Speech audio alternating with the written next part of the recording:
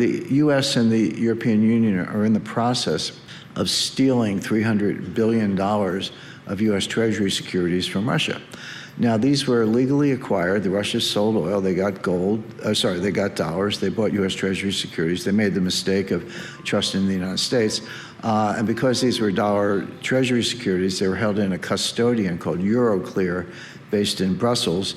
And they had a total of about 300 billion. 200 billion were in Euroclear. So the kind of nuts running the EU and all the warmongers said, we got it. See, we froze them on day one. The U.S. freezes stuff all the time. We're very good at it.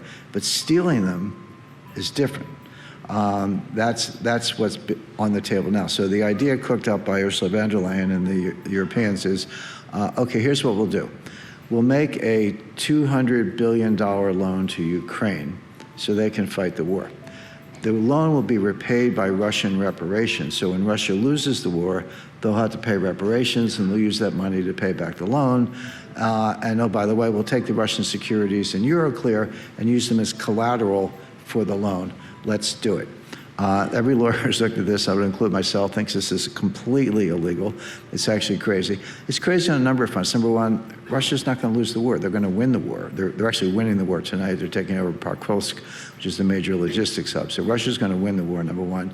If anyone pays reparations, it'll be Ukraine for all the Russian losses. And so the loan's going to go into default, and then you're going to turn to the collateral, and then you're going to steal the money. Now, that'll play out kind of as I described, unless it just falls apart in the first place.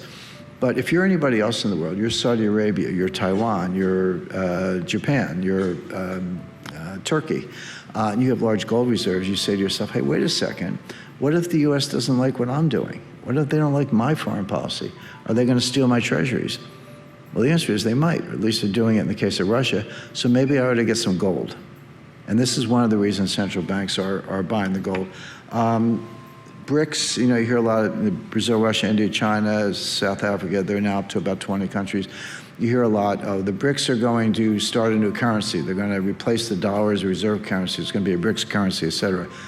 Maybe in 10 years, I kind of doubt it, but it would take at least 10 years. I worked on the creation of the euro. That treaty was signed in 1991. The euro came out in 2000. It took 9 years to kind of devise the euro. So that's not going to happen anytime soon. But here's my point. The BRICS already have an international currency. It's called gold. In other words, they can trade all day long in rubles and Chinese yuan and Brazilian reais and the other currencies of the other countries in the BRICS. They'll run surpluses and deficits, as I described earlier. And occasionally you have to settle up. But you don't have to settle up in real time. You can do it, 2 times a year, 4 times a year, whatever. And you're settling on net. You don't have to settle the gross, because to the extent that the two-way flows, cancel each other out, you only have to settle the net. You can do that in physical gold, and there are a lot of ways to do that. So don't hold your breath waiting for the BRICS currency. It's already here, and it's called gold. Moran's appointment to the Fed, as I mentioned, erases any Fed Treasury line. Lyndon Johnson invited the chairman of the Federal Reserve Board to his ranch in Texas and physically assaulted him. He lifted him up and slammed him against the wall and said, "You're going to lower interest rates." And he did. So this idea that the idea that there's a separation between the executive branch and the Fed is nonsense. It's never been true, but it's never. By the way, when the Federal Reserve Act was passed in 1913, the Treasury Secretary was on the board of the Fed by law, and they met at the Treasury Department. So again, Treasury-Fed linkage goes way back. With regard to gold, we're not at the frenzy stage, but we're going to get to $10,000 an ounce a lot faster than people expect. And here's why. And, I can use calculus, but I like to keep my math at a 5th grade level. So there's a behavioral psychological phenomenon called anchoring. And anchoring is we get a number in our head, we get an idea in our head, and we anchor to it, and we begin to filter all the information we're getting through that prism, through that data point. So $1,000 an ounce is a nice round number. So if gold goes from $2,000 an ounce to $3,000 an ounce, and you have 50 ounces, you just made $50,000. And then if it goes from $3,000 an ounce to $4,000 an ounce, you made another $50,000. So people anchor on the $1,000 and the $50,000 that they make. But what they don't realize, at least right away, is that each $1,000 leap, as I just described, is easier than the one before because you're working off a higher base. So when you go from 2,000 to 3,000, that's a 50% increase. That's a heavy lift. But when you go from 4,000 to 5,000, that's only a 25% increase, much easier.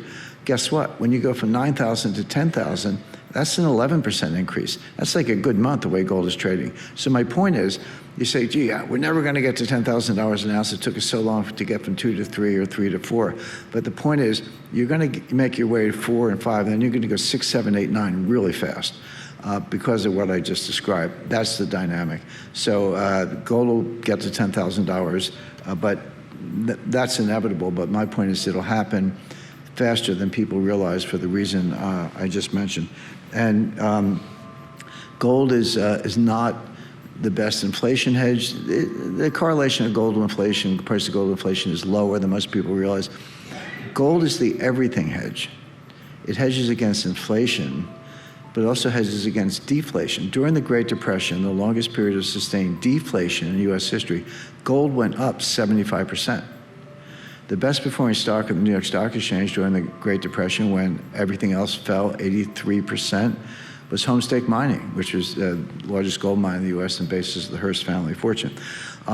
Social unrest, civil war, natural disasters, what's going on in Ukraine, et cetera, Middle East. Gold is a hedge against all those things, and therefore highly recommended. So what can go wrong? I described the Trump plan. As always, I guess in my career, you always think about what could go wrong. I like to say if there was a financial catastrophe and I wasn't there, it didn't happen. Let's start with the Mar-a-Lago Accord. Moran's calling for the issuance of century bonds. What's a century bond? It's a 100-year bond. The longest maturity security today is 30 years. People go, 100 years, who would ever invest in a 100-year bond? The answer is a lot of people. Insurance companies, endowments, people with long-term liabilities like long-term assets. The British in the 19th century issued something called the Consul, which had no maturity. It was an infinite bond, just paid interest. Now, they can redeem them, eventually they did, but the holder had never got paid. You just got interest forever. It was a very attractive investment, and ultimately they were redeemed. The problem is if you start issuing 100-year bonds, there's something else that you're not issuing. And it's probably Treasury bills, which are underlying a $1 quadrillion derivatives market. If you're not familiar with the Q word, quadrillion is 1,000 trillion, and that is supported by Treasury bills. So be careful you don't stop issuing Treasury bills. BRICS, I mentioned, have a currency. It's called gold. The U.S. can manipulate currency rates if they want. They can't really manipulate the price of gold. From 1971 to 1980, the U.S. dollar crashed 95.6%, measured by weight of gold, not against other currencies, but against gold. When people say, hey, the dollar didn't crash, it's still around. No, it did. It went down 95.6%. If that happened today, gold would be $100,000 an ounce. Now, don't leave here and say, Jim Rickards says gold's going to $100,000. What I'm saying is, if we replay the 70s, gold would be $100,000 an ounce.